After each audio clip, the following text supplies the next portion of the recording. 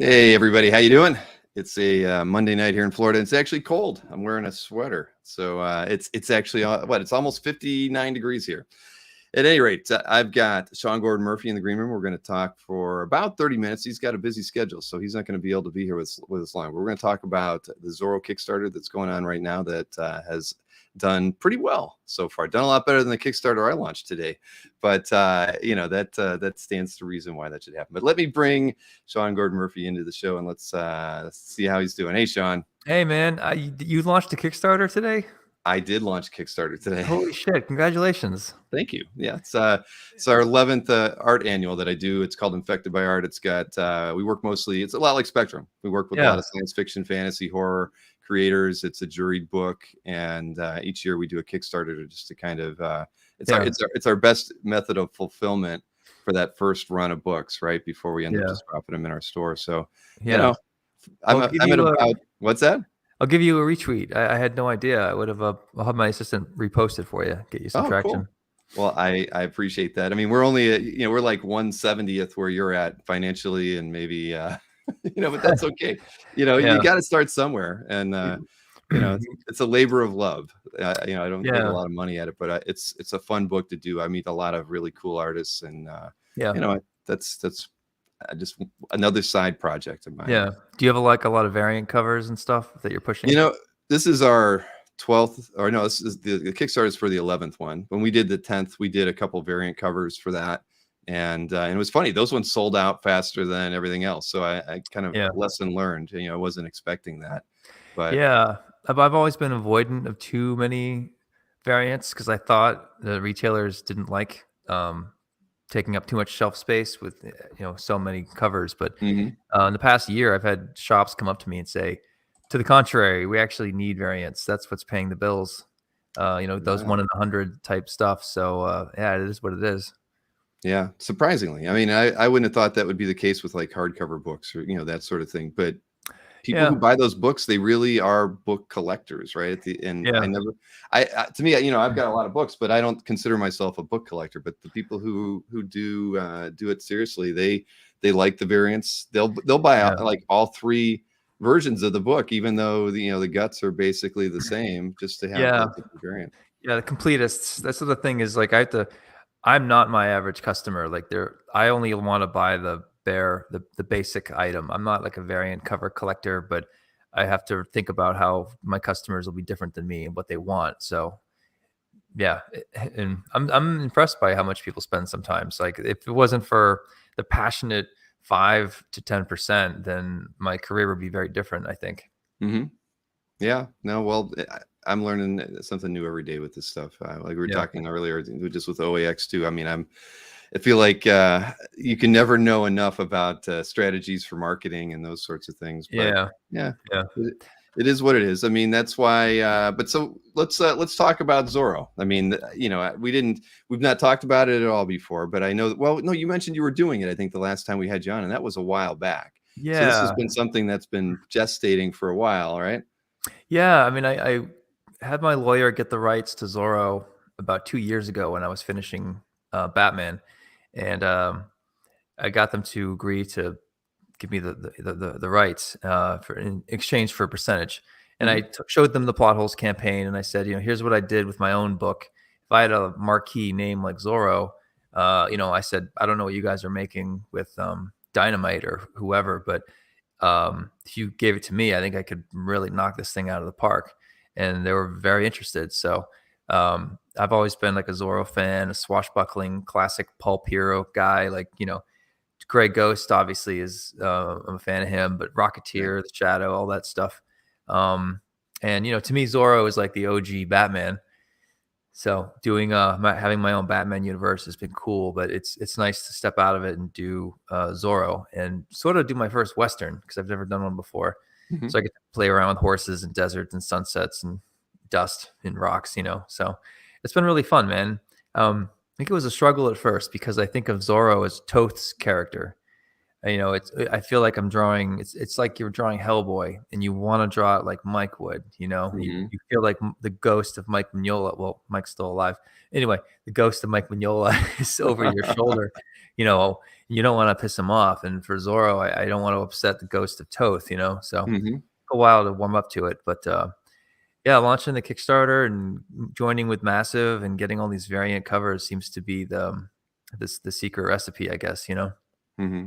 When you were doing or coming up with the list of artists to work with for the variants, were you the one that went in and gave them a list saying these are the people I want to work with? Did you approach the artists direct, or how did that come I about? mostly did it direct. Yeah. I would love to delegate, but it's just better if it comes from me. It's sort of rude if I ask them to reach out to Joe Quesada. I mean, I think Joe deserves the respect of me, and all my Yeah. friends, honestly. So I'm like the first few emails and chase them down if I have to. Um, some of them gave them to me for free, just in a trade. Like they want me to just draw a cover for them in the future. So that's a good deal. Like Lee Bermejo killed it with his dirt bike Zorro. But yeah, so I owe him a really nice cover after this. But yeah, I mean, who else? Walt Simonson, Bengal, Matteo Scalera, about 15 different variants, I think. And some of them are just for the Kickstarter. Some of them are just for retail later on. Hmm. But yeah, I mean, that's probably the tricky part, was just managing all that stuff. Like I thought I was creating this sort of hybrid publishing system where I could sell the final product of the deluxe now and then do the issues later. We're going to do that, but basically kind of overlap it a little bit with exclusive products on both sides. And it's fun, but it's just so hard to manage that stuff. Like I'm not trained in business at all. So, delegating my time to talking, making deals, talking to lawyers, and, running a Kickstarter with Massive's help, it's been exhausting. Like, I don't know, I'm not trying to toot my own horn, but I don't know how many people can pull this off, honestly. It's just so much effort, as you know, because you're doing your own Kickstarter, Well, not on the same scale as you are, but yeah, no, Well, I OAX too. You're doing OAX too. That's a whole other thing that you're dealing with. Your wife must hate all these side projects you're dealing with, by the way. I don't know. Maybe she likes the peace and quiet in the house because I'm always in my office. So Maybe, yeah. I don't know. She actually enjoys it. I mean, I've talked to her about new things going on with OAX, and Yeah. she's pretty excited about it. Oh, good. She's really looking forward to it, and it's just something new that we as a family can get involved with, right? Yeah. I mean, because I know they're going to be on the floor, working the reception desk, doing different things for us. So yeah, I don't know. I make sure that it's not dull around here at the end of the day. It's interesting because I think that our listeners too can empathize with, is your spouse supportive of this hobby? Whatever your involvement is, if you're an artist, if you're Bill, if you're just a collector, is your spouse supportive? Do they let you have a man cave? Yeah, you can hear different stories from different folks. Oh yeah, no, it's I've been very lucky in that way. She's always been kind of a geek on her own right. She was a big Doctor Who fan, classic Star Trek, Captain Kirk kind of thing. So she at least has that in her blood. Yeah, man. Yeah, sounds like you picked well. It sounds. I hope I'll meet her in Florida. I hope. Yes, you will. Hey, when we eloped after 5 months, I took her to Vegas. We got married. So I was like, there's no way I'm letting her get away. This is the perfect catch. Oh, nice, man. That's great. Very romantic. Yeah. Well, her father was like, when we called him from the airport, he said he'll have a lawyer waiting for her when she gets off the plane. So, so he didn't love me, but that's how that goes. But so back to the project though, man. I mean, here I had this thing over here on some of the variants and stuff. So what you had: Quesada, Hughes, Connor. Adam Hughes, Connor, Bengal. That's one package deal. And then we've got Humberto Ramos, Dan Panosian, Jonas Sharp, and Walt Simonson. Not bad. And that's my cover and the main cover there. Yeah, we have different packages for different folks. We have a connected cover set, which is the 4. They're all connected right there. I've never done a 4 connected covers in the set of 4 before, so that was kind of a challenge. We've in the biggest items that we've got are things that you probably won't get in a shop, which would be the Masterclass edition, which is a huge hardcover. Half of it's like me teaching and talking about perspective and tricks and laying out a page. Yeah, there you go. That's the nicest item is the Masterclass. Was that your idea? Because I thought that was pretty interesting to do. Yeah, I think it's because it's designed for education. So it's going to be $200, which is a fucking lot of money. I know that. But if you package it as like a college course for people who want to learn, and you fill the back with like tutorials, sketches, like I'll walk you through leading the page. I'll walk you through how I write scripts and like books that you can read on plot. Like Mhm. everything I got within reason, I want to throw into the back of this book and sort of use Zorro to talk about the process. So 200's high for a comic, but it's pretty low for a textbook. So I'm trying to sort of push it as a textbook. Um, so there's that I'm excited about. And then it's the 11 by 17 artist edition, which will be, of course, just black and white. Right. And one of the questions I get is like, "Oh, Sean, you've done Batman, you've got Batman money. Why the hell do you need Kickstarter?" That's totally fair, but I was getting so many questions from people like, "How come I can't get White Knight without black and white? Sorry, with black and white? Mhm. How can I get White Knight oversized and all these specialty items that DC isn't doing?" So for me, the only way to sort of answer the call was to do pre-sales. And I just think Kickstarter is kind of a fun way to do pre-sales. So it's kind of the thinking here. We could just do it traditionally with massive, but I wanted to try out this sort of hybrid model that I've put together. Mhm. Well, it'll be really curious to see how many do you know how many backers are at the artist edition level? Yeah. I should know that, but I'm too lazy to look it up. I won't scroll through it right Probably now a either. lot.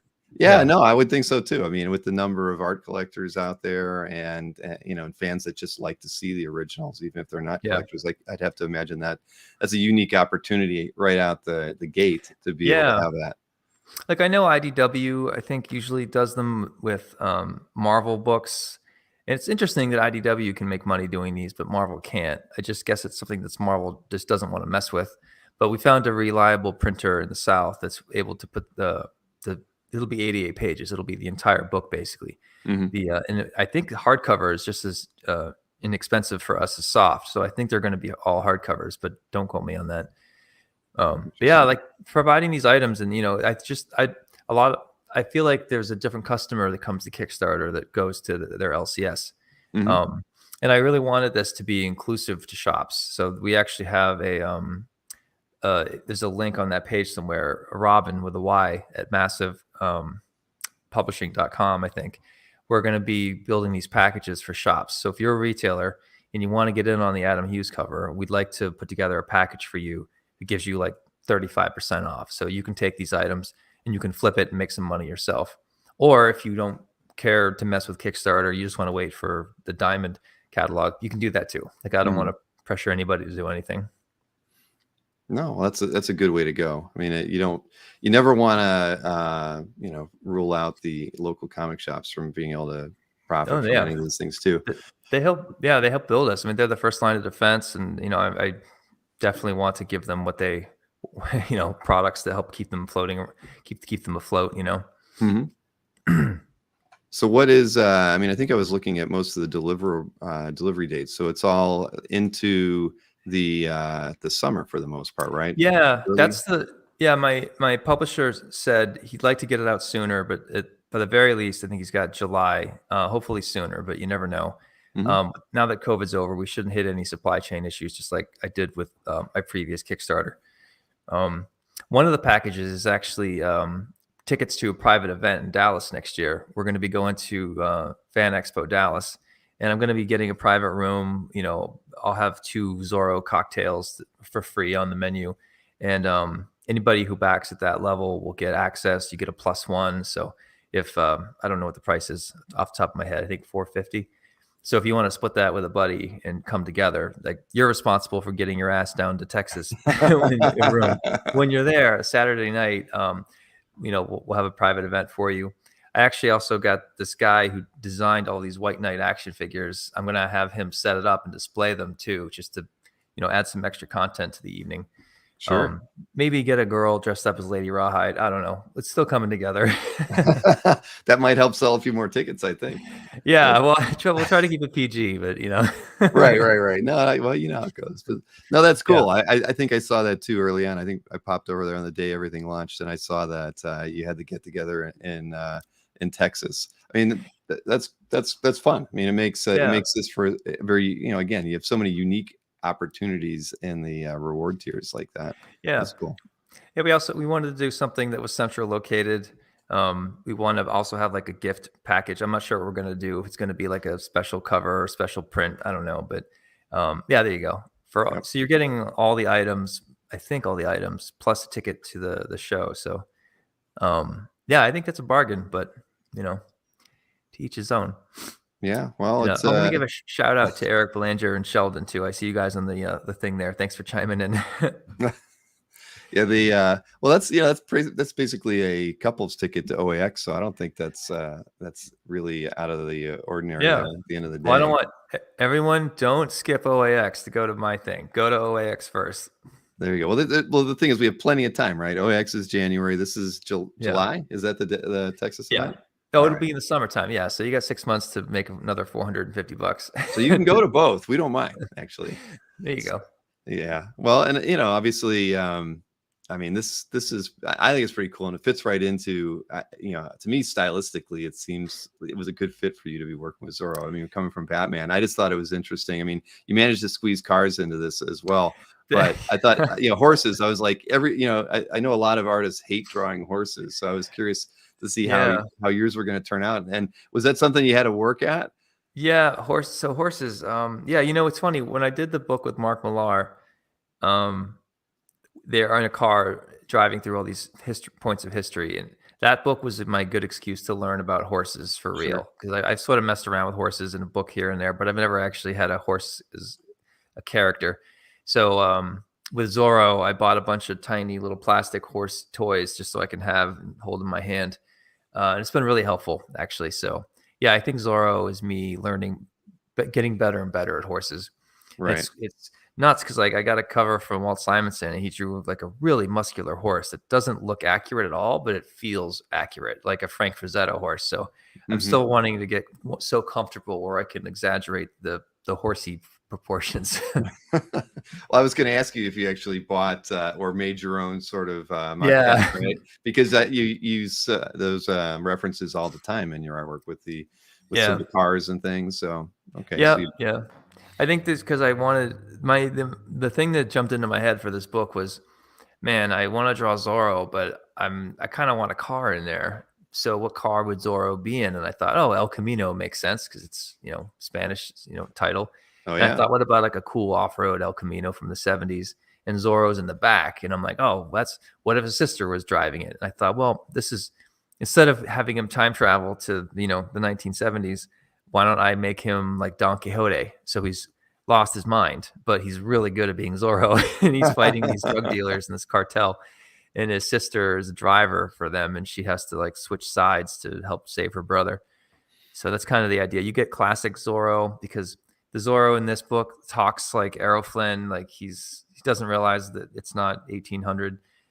He sees a car and he thinks it's some kind of sorceress carriage or something, and he can't understand why muskets have rapid fire, but he's really good at stabbing people and leading this village in a revolt against the drug dealers. So he is sort of embodying the spirit of Zorro.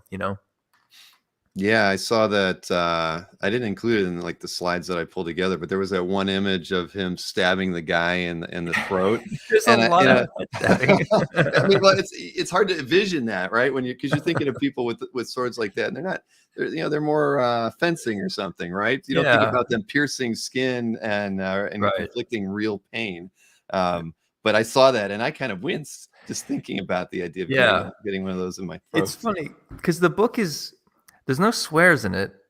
It's violent, but when I draw violence, it's not like, Simon Bisley violence. It's Hmm. it's not like who is it? Ryan Otley with all the blood Sure, and shit. Like, but he is stabbing people in the head. So I don't know exactly. what this book would be rated, like PG or PG-13 or something. I'm not sure. I'm just glad that the people that own Zorro were okay with it. I asked them like, are there any limits on blood and violence and nudity? And they said, no, you do what you want. We don't want to interrupt the artistic process. So that was handy. And they said, I think they're going to send a copy of this to Quentin Tarantino when they're done because he still has in mind to perhaps do something with Django Unchained and Zorro. according to them. I'm not sure if that's still true, but Mhm. yeah, I mean, the idea of this book getting into Tarantino's hands, like, it's probably not going to be violent enough for him. Right. Probably not. Sheldon says, let's rate it PG-15. PG-15, perfect. That gives you a little bit more leeway to make it a little extra violent. Yeah. But yeah, no, that's cool though. I think that exploring that side of things where you can kill people and do it well. I like the idea of the Don Quixote kind of approach to the character too. I mean, it gets it a little bit out of time with them, and I can't imagine how you're going to end wind up the story, right? Because it's got to be a very confounding start to it. It's like it probably was Zorro riding into the sunset or something. But I'm a big fan of ambiguous endings too. So yeah, we'll see. I've got half of it finished. I just finished writing the issue for issue 3. So yeah, I don't see any delays happening or anything like that. One of the tiers I'm excited about, I forgot to mention, it's a wanted cover. So the idea was I'll draw Zorro with a bunch of wanted posters behind him, and I'll have people back the tier to have their face so they can be one of the bandits. And then I saw that X-Men cover, Days of Future Past with Wolverine. Right. I'm like, oh man, I can do like an homage cover and have the wanted posters be my backers. But then I'm going to draw their likenesses on separate pieces of paper and mail it to them. So they're going to get an original piece of art. They'll get, there we go. There's not much of a sketch there. Like I should have taken more time. I'm going to, explain this tier next week, just so people know what they're getting. And I'm going to show them a sample of like the portrait of themselves. So you're going to spend $5. You're going to get a copy of this book, which will be like 1 in 20 produced. It'll be really limited run. Your face will be on it. Plus I'll be giving you an original piece of art that looks just like you. And you can be a bandit and we'll give you your own bandit name or something like that. I like that idea. I think it comes with everything else too, of course. And I think it comes with the party pass in Dallas, but I'm not sure. But that tier wasn't well described. So I'm going to adjust in about a week and describe better to people what it is. Because I know 5 is a lot. But I mean, they're only going to be printing 20 of these things and destroying the rest. So it should be really a rare copy of the book. Yeah, no, that sounds very cool. And you're right. It does say private party access. Cool. Good. And all the rewards, signed poster. Yep. If we don't get 5, we might lower the price a bit. Just we didn't know what to ask for this. I think my publisher settled on 5. So if we don't fill it, because I'd like to do this anyway, I might lower the price at the very last minute just to get more people on board, and everyone will be billed the same price. So yeah, keep an eye on that if you're interested in it. Yeah, no, that's cool. I didn't know you could actually adjust prices on the fly with Kickstarter. It shows you how much I know about it. Yeah, I hope I'm not talking out of my ass. I think you can. It wouldn't surprise me if you could. Yeah. But yeah, when you mentioned the El Camino earlier, Marcus suggested a Pinto. Wouldn't have had the same effect. Yeah. A lot more explosive, I guess. Yes, exactly. But that's cool that so who well, I guess you can't say who exactly you're speaking to with regards to Zorro, but it's nice that they gave you leeway. I mean, did they want to see it like Lucas does before you? Print, I assume? ZPI, Zorro Productions Inc. They're really nice and easy to work with. I mean, maybe I'm on their good side, but they're very protective of the brand too. So if someone tries to do Zorro without permission, they have lawyers. But yeah, they're really supportive of this, and they're excited by how much money it made. They just want to approve all of the images before they go live. There's a few that like slipped through, and they politely reminded me, "Hey, we didn't see this one. Just let us know what you're doing." And totally makes sense.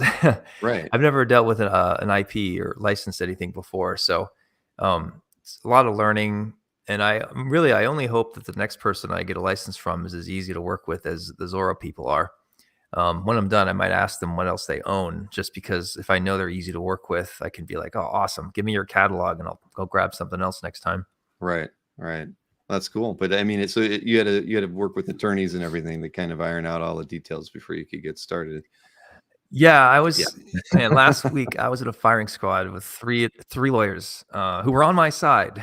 And it was still like when lawyers talk, they lean like really close into the camera and they're really intense. And there's, they probably have a sense of humor, but they're not allowed to make jokes to me. And I'm just this guy who hasn't had a haircut, who looks all shabby in his office, and they just see me as some artsy fartsy dweeb.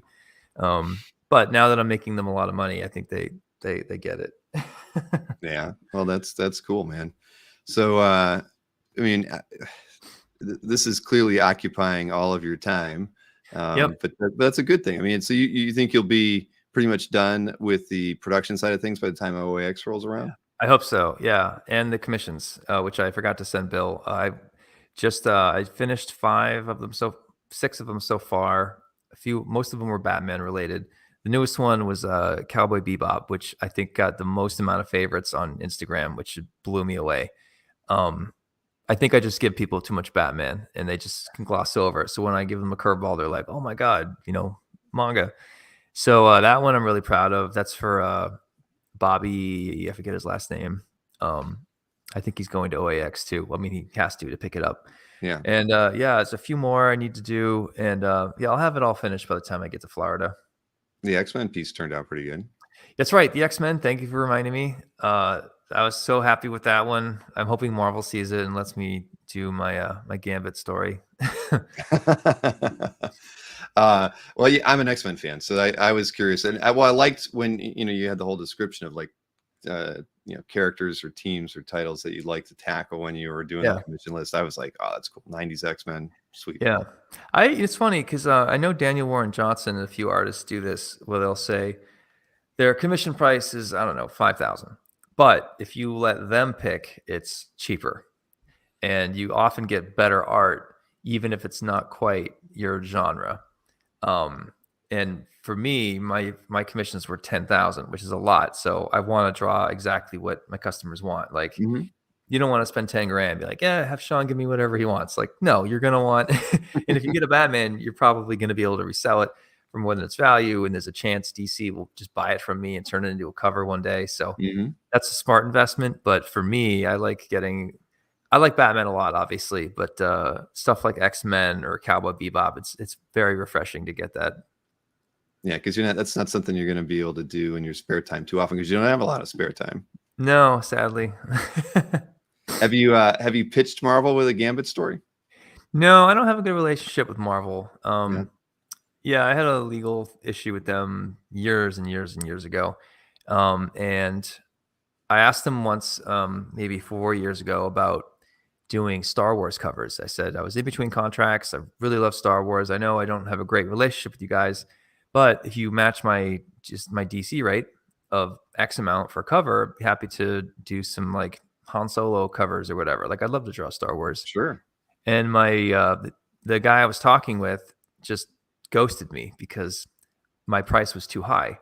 So I saw him at a convention once, and I got kind of mad at him. I'm like, dude, you could have just written me back and said it was too high. Like, let's bargain. Let's negotiate. He's like, oh, I didn't know, blah, blah, blah. And I'm just like, I started getting more upset with him. And I'm like, man, if you're not writing me back, then you're not writing a lot of people back. Like, it annoys me that you are not returning phone calls. Like, I want to work in an industry where people are good at being on the phone and are selling and negotiating for cover prices. And the fact that you just feel like it's okay. I had a few drinks, but I apologize in the morning, but I still stand by what I said. No, it's true. I mean, if you're, again, if it's a book you would have enjoyed working on, there's always wiggle room somewhere. And you were the one who had to start the conversation. That's always the worst position to be in when you have to start haggling, right? You got to throw a number out there, fully expecting that somebody's at least going to barely say, no, it's too much, or just say not interested. So I get it. I mean, Marvel's, I think, trying to get the art for under $200 a page now. My rate is far greater than that, but I get it from DC because I have a proven track record, so they don't care. Well, I should say they don't mind. Marvel doesn't. I mean, you think Marvel would see the writing on the wall, but for some reason, they're just not wired that way right now. So I'm kind of waiting for a change of regime at Marvel, and then maybe I'll give them a pitch or something. Okay, well, hopefully we'll see something like that soon. I mean, I've heard the same thing from just talking with other artists about page rates. It's amazing how page rates haven't really changed a whole lot in the industry in 25, 30 years practically. It feels like it's kind of crazy. You saw that memo from the 70s where they were recommending page prices, and they're like, they recommend that the average art penciler makes $300 a page in Right. the 70s. I know. I read the same thing, and I'm thinking they're paying them less these days. How is this Yeah. even possible? I mean, for So, inflation, that should be like $900 now, right? Something like mhm, that. Yeah. right. Yeah, it Yeah. doesn't make any sense whatsoever. I mean, at least some artists can recoup that in the aftermarket, but it shouldn't work that way. I mean, Yeah. if an artist can't even make $4,000 a month to live on, I mean, Yeah. they're not gonna want to stay in that profession at all. Yeah. Yeah, and you're also not attracting the best talent, you know? I mean, the quality of Marvel books, some would say, is sort of slipping, but they're getting what they're paying for, and they're not paying a whole lot, you know? Mhm. And it's making it easy for guys like Mark Millar to swoop in and outbid, get these artists a lot more money and just take them Sure. at any time, you know? So, yeah, I think at some point they'll have to correct the ship. I'm not sure we can go on much longer with this. And also paying their editors and stuff more as well. I mean, all these movies are making so much money, but there's nothing that actually ends up getting back into the actual publishing of Marvel and DC, you know? Mhm.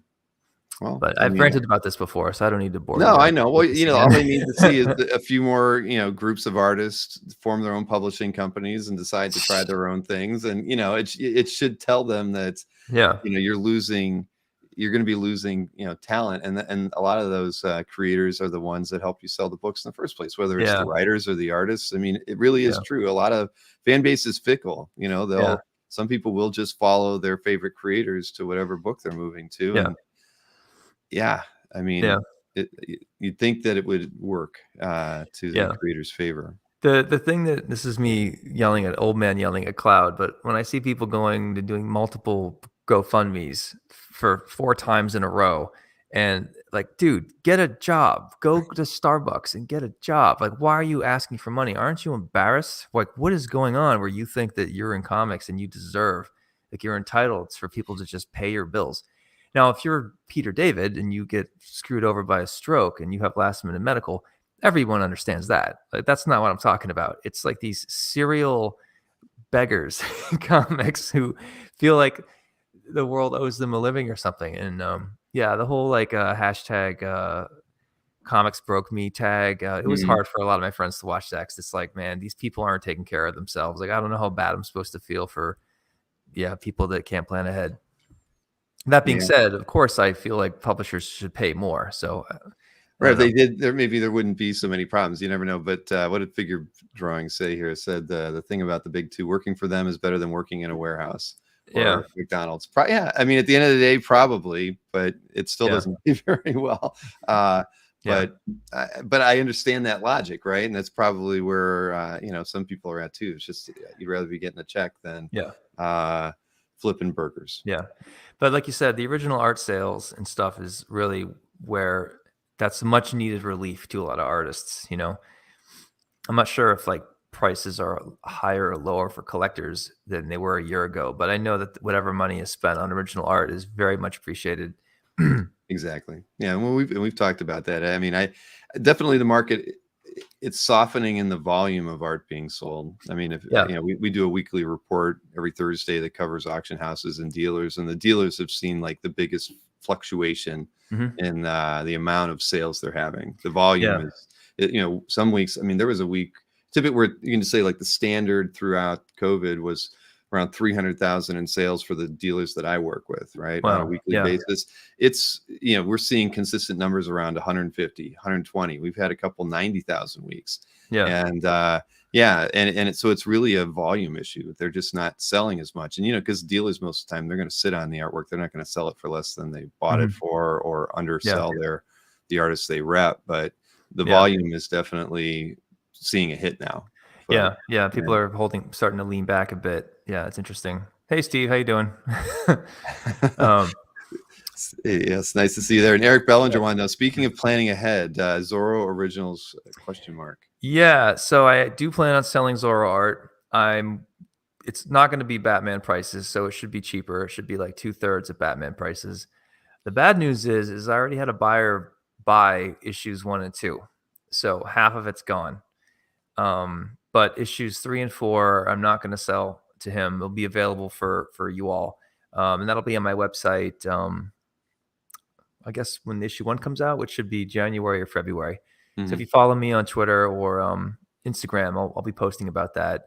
We have our list on our website of our club of people who always get notifications when things go up. So I actually haven't sold a lot of art this year just because, last year we killed it with Batman art. This year has been kind of slow, but Mhm. that was always sort of part of the plan because I knew we had to focus on this Kickstarter, which is its own source of income. But yeah, for people looking for Zorro art, there isn't a tier on Kickstarter for it this time, but it should be available on my site, um, like in January or February. Mhm. Cool. Well, we'll share that information when you do that. So I have to ask, Zorro fan or Sean Gordon Murphy fan that picked up issues 1 and 2 complete? Both. Okay. I would have It's to a think it guy, would have to be both, right? it's a guy I know, and I'm very. He's in France. I'll tell you that. Okay. And I think he's going to put it to use for some sort of gallery showing or exhibit. Oh, great. He probably doesn't care if I mention his name, but I'm not gonna just in case. No, But well, if he does a gallery thing, obviously let him know that I'd love to yeah, do any press I could for whatever he ends up doing with it. That's great. yeah, I think the plan is to do. I did this trip in Europe last year where I did France, signed a bunch of things, and then I went to like Como. I think Mhm. we're going to do that again, but have a gallery showing in Paris, where I think he's going to commission a bunch of other artists to do new Zorro pieces. He's an old school Zorro fan too, and there isn't a lot of new Zorro art to buy. So he likes my stuff. He likes Zorro. It kind of worked out. Whenever I see him, I buy him dinner and drinks, and we hang out. He's like a guy I really like. So. Um, Great.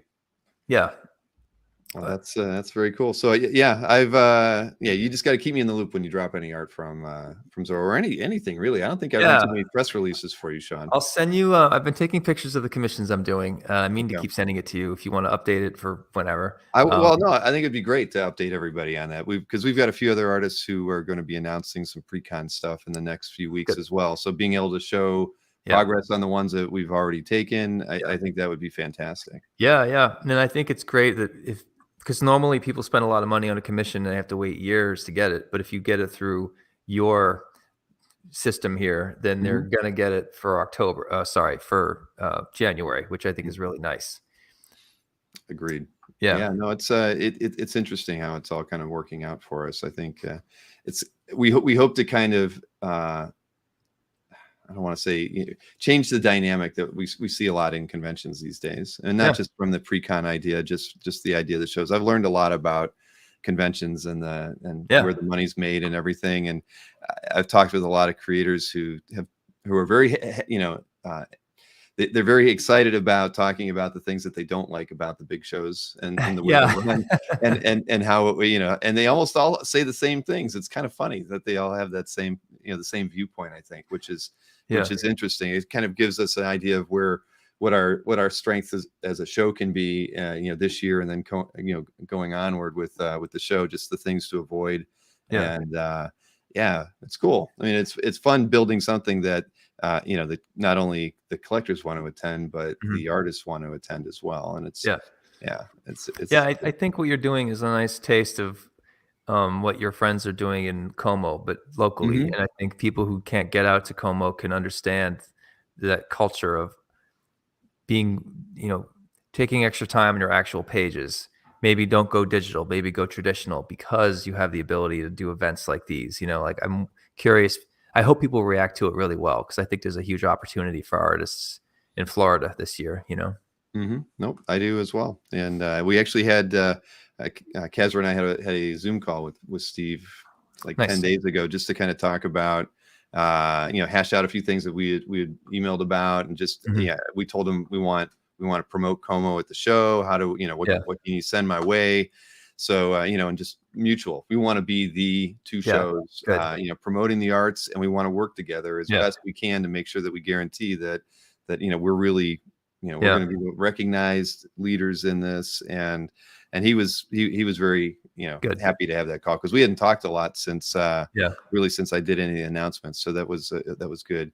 Yeah, So I'd like it. Yeah, it's always nice when because I like you and I like him. It's nice that we mhm. can all put this stuff together and not feel like we're eating into each other's things, you know. Yeah, well, they're But very if different there's a shows at the end of the yeah, day. yeah, You know that? I mean, that's and he feels that way too. I mean, we don't have Lake Como, right? I mean, that's the big thing. We don't have that yeah. beautiful setting, and we never will. It's Orlando at the end of the day. We've got the Beautiful Orlando, man. What if in the there's a winter. That's I third got that going. That's all I've got is good weather and amusement parks. But yeah. I don't What mind that. happens if there's a third show that tries this, like a competitor? Are you and Steve gonna, like, get together and hire John Wick to take care of him? It probably depends on who the owner of that show is, So, but yeah. it's possible. But would anybody do? I guess they could. I mean, and why not, right? I mean, but I don't know. There's a Yeah, lot of things up in the air right now as far as just thoughts on what we can do with OAX yeah, as a show here, and I think there's potential. I mean, not yeah, even just in the U.S. and other countries as well to do something like this because just where geographically creators are, right? I mean, yeah, there's so yeah. many artists in the Pacific Rim or artists in South America. You Mhm. you could do a show similar to this in different countries and just kind of focus on that and make it artist focused and it should do well, right? Rather than Yeah, being a large Comic Con yeah, experience. So yeah, for sure. yeah. So I should get going, but I'll take one more Yes. question from Figure Drawing. He just asked me, if you could choose OG art from any comic-related artist in history, who is the first artist that comes to mind? Man, I think a painting from Topi, Sergio Topi, who if you've seen his stuff, I think Bill Sienkiewicz draws from him. Walt Simonson. You'll see a lot of like Definitely. Topi noodly lines. And when Topi passed like 5 years ago or more, and one of his color pieces, I have one black and white, but I really like a color from him. I think it would be great. I think Hmm. Mateo Scalera has a few. I might try to buy one off of him or trade or something. Well, Yeah, Topi's he's an influence on many yeah, creators in the U.S. and abroad. But no, yeah, I've always loved his stuff too. I've never owned a piece by him. yeah. Or original Toth page. Original Zorro page from Toth. But and I keep asking people, and you might know, someone here might know. I think that all the Toth stuff is missing. Like no one knows where the Toth originals are. And someone, I think I heard someone say there was a fire, they were destroyed or something. So there's very little Toth available outside of convention sketches, a cover here and there.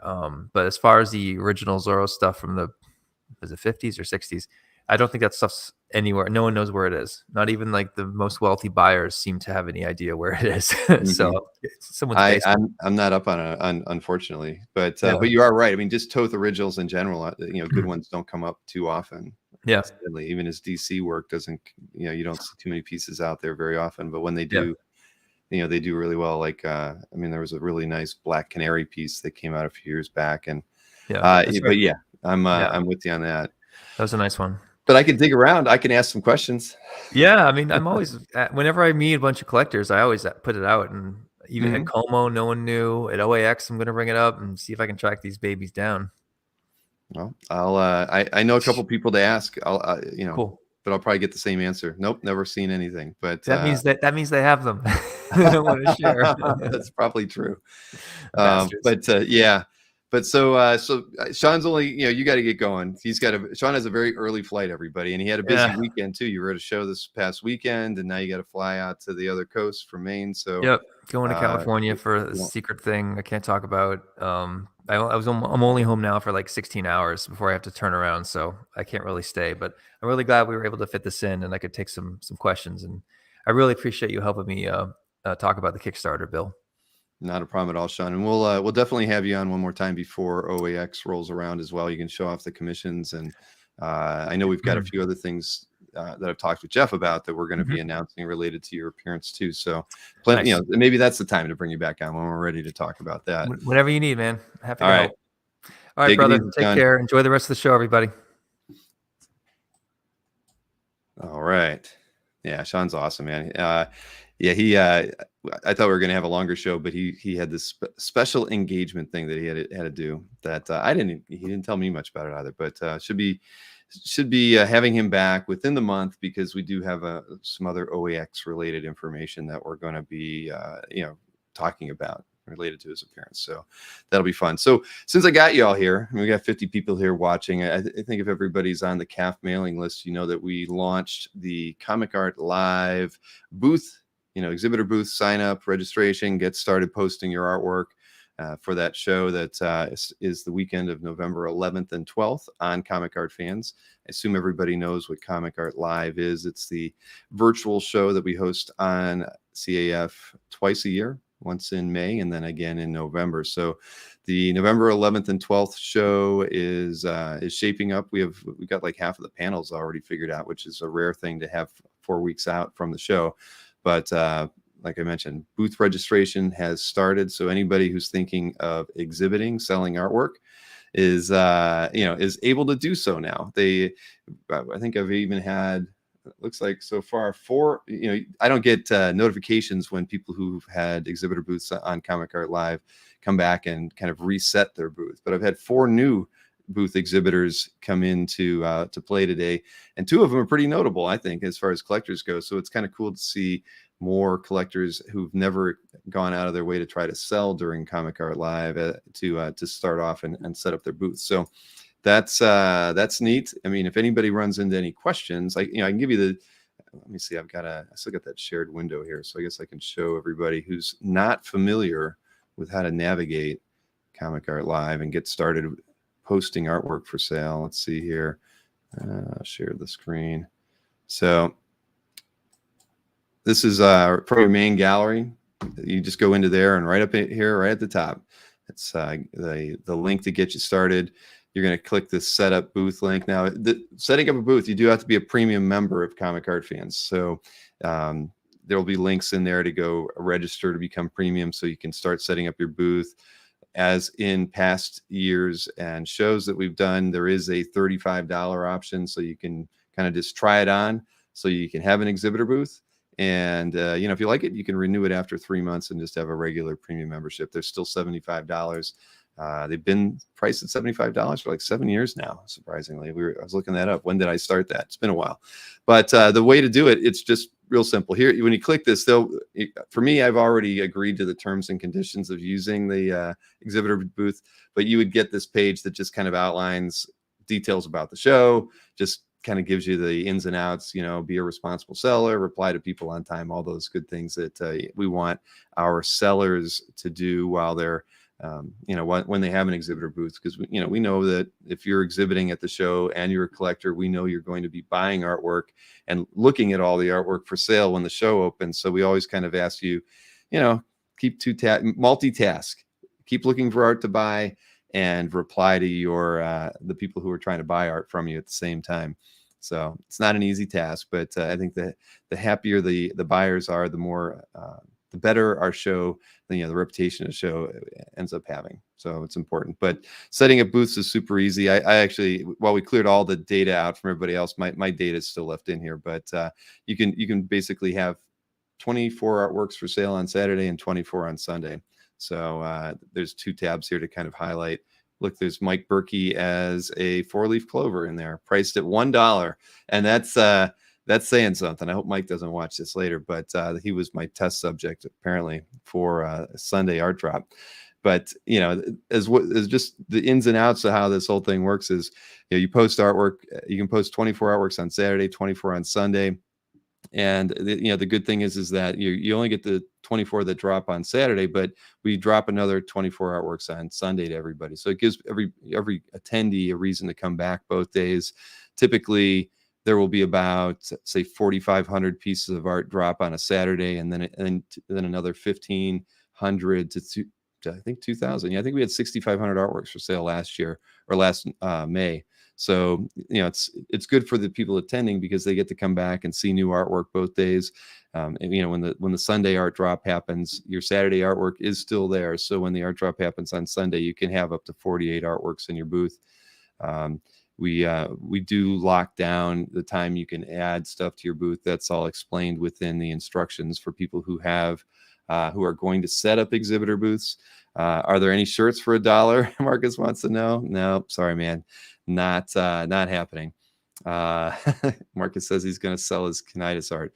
Well, Chrononauts isn't on CAF any longer. I can tell you that. I took care of that personally a couple weeks ago. Sorry to say, never like to see to ask anybody to move along, but that did happen. But as far as Comic Art Live goes, anybody has any questions, you know how to look me up as far as that, you know, the questions to the show, how to set things up.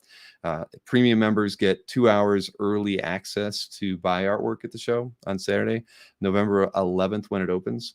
The show opens to premium members at 11 a.m. and it opens to the general public at 1 p.m. So, you know, even if you don't want to exhibit at Comic Art Live, you know, being premium is a benefit because it does get you that extra time to shop, get on commission lists, those sorts of things. As everybody knows, the last 2 or 3 shows, we've actually sent out a keyword alert to everybody as well, an hour before the show opens. So you literally have a full hour to plan your attack before the show opens to premium members for which artworks you know you want to go after. So being premium on CAF is definitely something that I think most savvy collectors have done just to kind of have a jump on all the other buyers that are out there. Kevin, what do you say? Yeah, I can't tell the percentage of normal sellers who actually respond. Well, that's the problem. I mean, a lot of times a person will sell something to the first emailer and then they don't get back to the people who made the subsequent requests. And that's always a problem. And we realize that. And there are certain things that I think everybody knows we put in place in the last show. You know, we kind of implemented a real checkout that Andy and Veronica Fish used in their booth. That worked really, really well. So no questions there, right? When you buy a piece of art from somebody and it runs through a real checkout, you've got it if you made it to the end of it. So that was something really important for us to test. I think we're going to have a few more booths that are using that method this time around as well in November. And we're kind of fleshing out some different concepts for May. And I think we've come up with some good ideas, actually, some pretty interesting things that I think will work. Marcus wants to know if he can sell his Crotch Goblin stickers. I'd say no, Marcus, not yet. Not in a Comic Art Live booth. We like to limit Comic Art Live to original artwork as best as possible. And so Crotch Goblin stickers, you can leave those up on your Etsy or TeePublic shop if that's where you got them. But yeah, outside of that, if anybody, you know, general information for those of you who've not experienced Comic Art Live, it's up there in the menu. So real easy to go through and figure out, you know, what we want out of exhibitors. We kind of outline that on here. We kind of outline all the things that about how to attend. It's free to attend. So, you know, it's pretty easy to figure that part out. There's a FAQ on here. For many of you who've not, you know, done the mystery sketch before, we've actually opened up the mystery sketch opportunity. So I haven't got all the artists from Tatiana yet, and Splash Page is still giving me his list of artists, but we definitely have, I don't even know what the count is. I think we have about 32 artists that have agreed to do mystery sketches this time around. Japan Comic Art is also participating this time around. We haven't had them on the show too often. They've done a lot more live streams with Ken Carson over on the 4C channel. But so if you follow Ken and what Ken and Jeff do over there, then you've seen Yoshi and several of his artists do sketching over there. Actually, we had some of their crew on a panel in May, if I'm not mistaken. That's true. And they took some commission requests from that. So they're going to be doing mystery sketches as well. And just like with Next Comic Art, when they're finished with their stuff, they're going to mail me their mystery sketches, and I'll be handling the fulfillment from those. So those might take an extra week because of the shipment. They have to collect all the artwork from the artists, ship them to me, and then I'll ship them out. But mystery sketch has been rather fun. I think we've yeah, Marcus says just limit mystery sketches to Mannix. Yeah, I don't know if Mannix would actually appreciate that. He's already overworked. Casper said if you remark the stickers, you can put them in. See, the CEO always overrides me.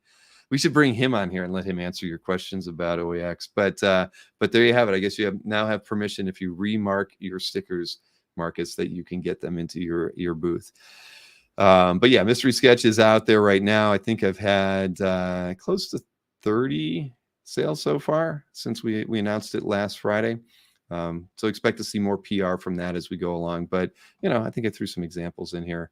There's one from Harvey. Gosh, I can't remember. I know she's from Tatiana. I forget names. Bill Morrison. So these are always done on 9x12s, but always a lot of fun. At the end of the day, I mean, if anybody's following Facebook in the last few days since New York Comic Con, you know the kind of complaining that's going on out there with regards to people feeling they're not getting what they expect when they pay for it. They're seeing 9x12 sketches at New York Comic Con from artists going for $500 and end up, or charging by the minute. God only knows. There's a lot of methodologies out there in terms of pricing artwork these days. And I don't begrudge any artist for getting whatever they want to charge. The trick going to places like New York is most artists there pay for their tables, and so they have a lot of expenses to go to New York. New York's not.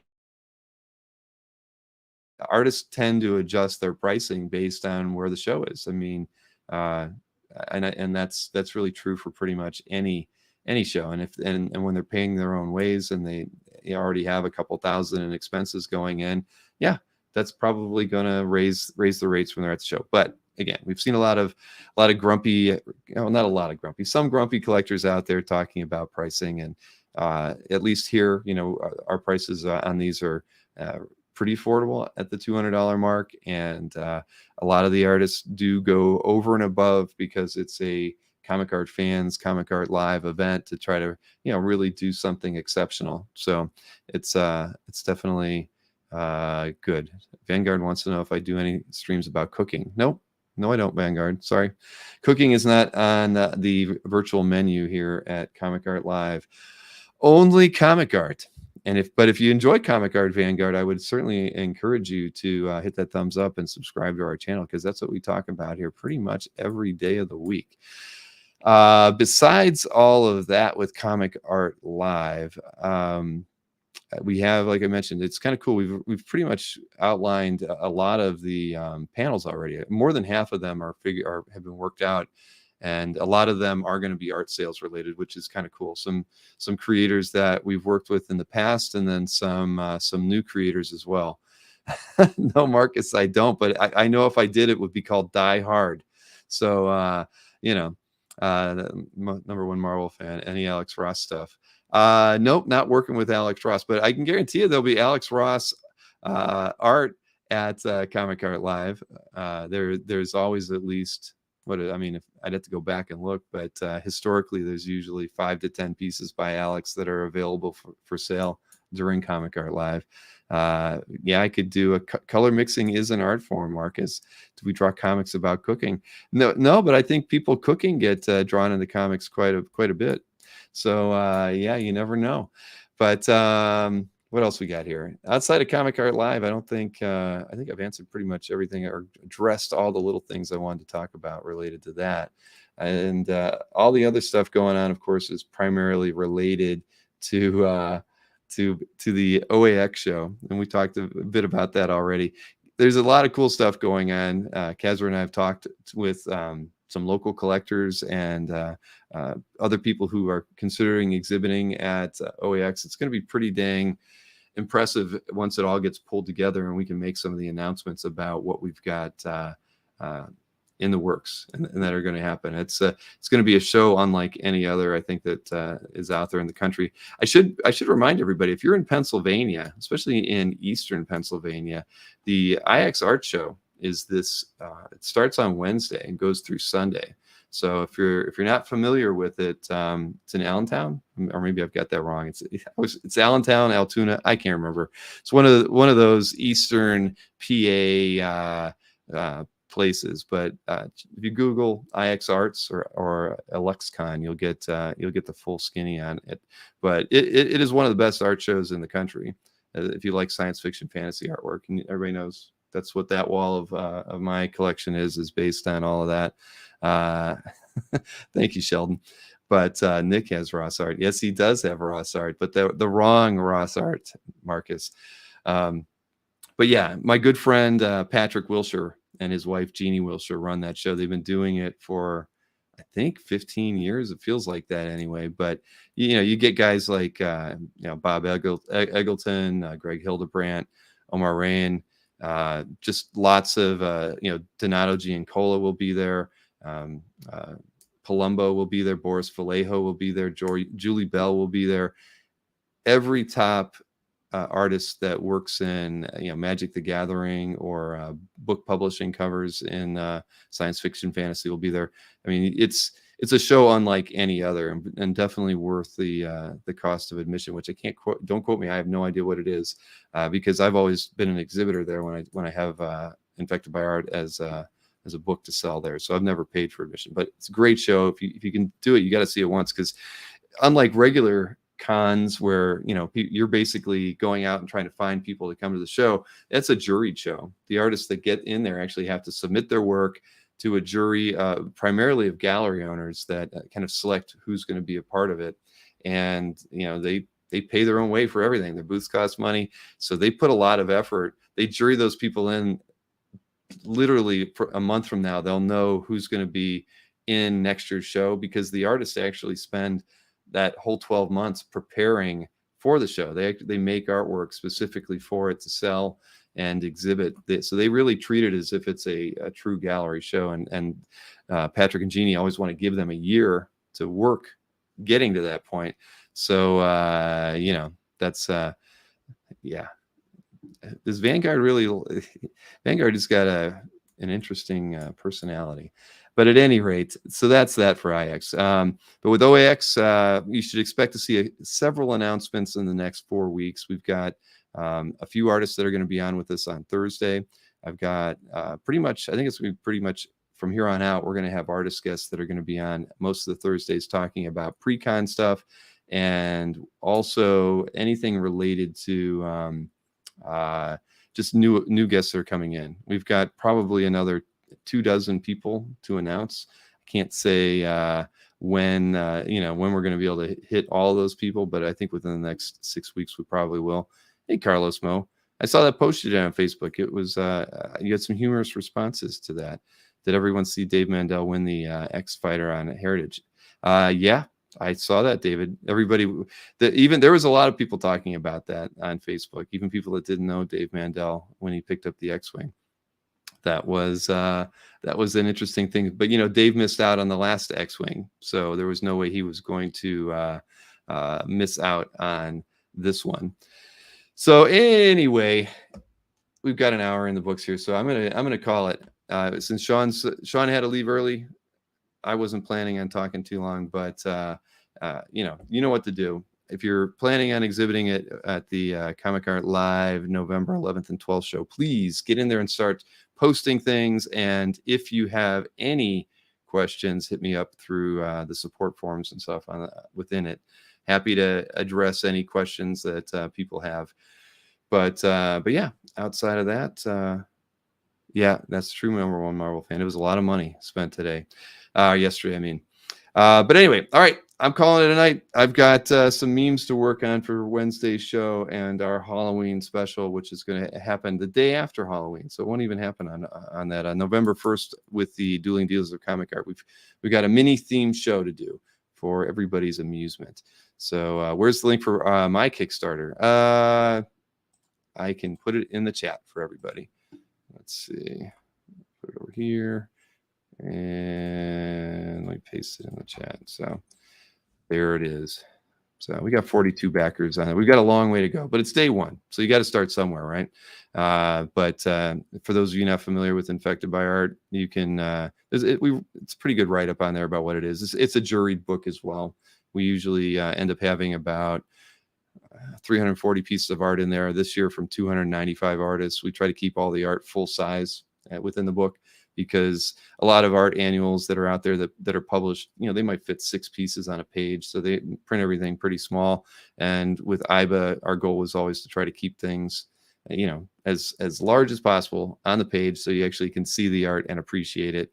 We figure if artists are going to take the time to submit entries to something like that, the least we can do is display them in the best light possible. No AI. That is absolutely right, Mr. Easy Go Lucky. We have a strict rule with Infected by Art and the artwork that's submitted, and that's no AI. And it's been a bit of a challenge from time to time to kind of keep that out. But the good thing is most of the jurors are artists.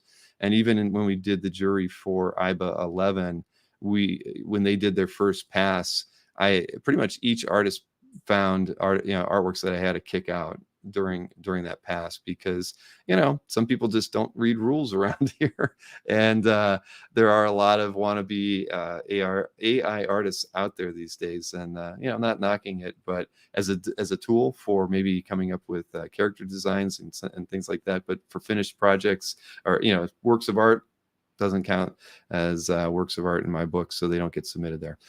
Anyway, all right, wrapping it up. Thank you, everybody, for hanging out with me for an hour. Enjoy the rest of your Monday evening. We'll be back at it tomorrow. Got an interview going on with Rick Remender, a well-known comic art collector who absolutely loves Captain America. And then, of course, I'll be back Wednesday night with another episode of Dueling Dealers with Mike and Anthony. So enjoy. And thank you, Marcus, for that. I won't forget that.